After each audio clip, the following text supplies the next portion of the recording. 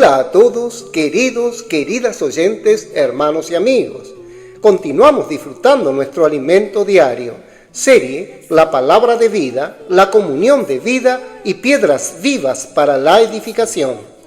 Título del tomo, Probados y aprobados por Dios. Autor Pedro Don. Título de la semana, Introducción a las Epístolas de Pedro. Día miércoles, leer con oración. Pero id, decid a sus discípulos y a Pedro, que él va delante de vosotros a Galilea. Allí le veréis como os dijo. Marcos, capítulo 16, versículo 7. Repetimos. Pero id, decid a sus discípulos y a Pedro, que él va delante de vosotros a Galilea. Allí le veréis como os dijo. Amén. Título del día. El proceso de transformación realizado por el Espíritu, parte 2. Pedro era valiente y de hecho amaba mucho al Señor, pero no conocía la naturaleza humana. El hombre promete fácilmente, pero luego no tiene la fuerza para cumplir su promesa. Esto lo vemos en otro episodio en el que Pedro quedó profundamente expuesto. Él prometió seguir a Jesús donde quiera que él fuera, y hasta de ser necesario darle su propia vida. Juan, capítulo 13, versículos 36 al 38. Sin embargo, más tarde negó al Señor 3 veces. No hay excusa posible. Sucedió como Jesús lo había predicho, y solo entonces cantó el gallo. Jesús lo miró de lejos, y en ese momento Pedro recordó las palabras del Señor y salió a llorar amargamente. Mateo, capítulo 26, versículos 74 y 75.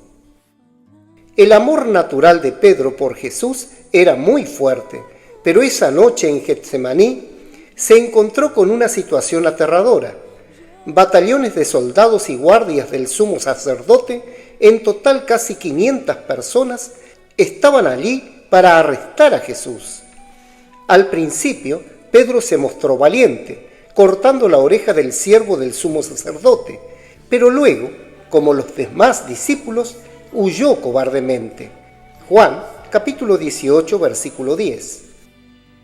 A veces podemos mostrarnos valientes, pero solo hasta que nos enfrentemos a una situación de muerte real.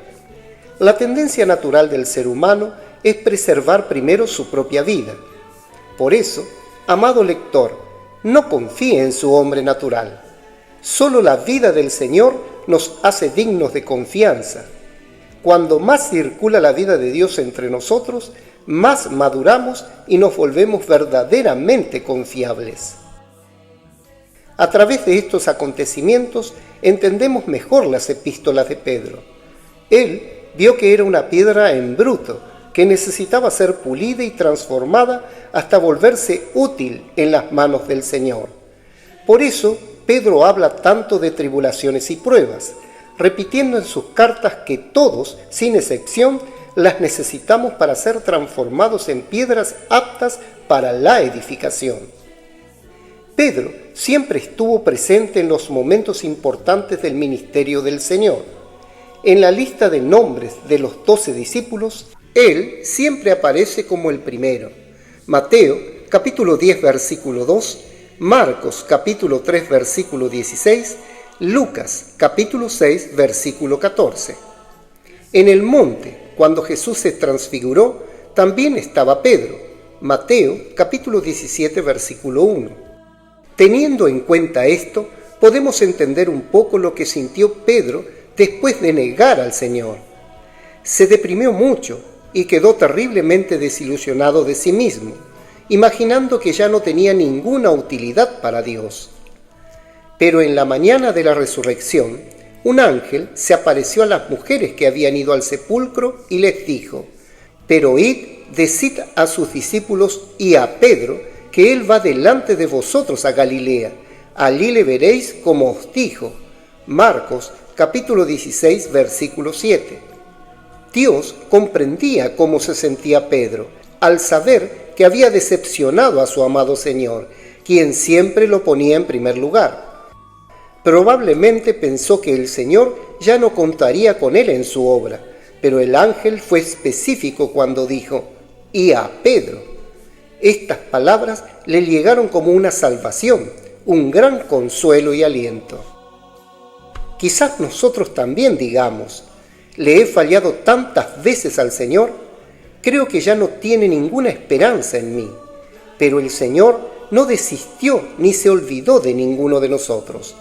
Cuando aparentemente ya no tenemos ninguna utilidad, es en ese momento cuando Él nos llama y reafirma que quiere usarnos.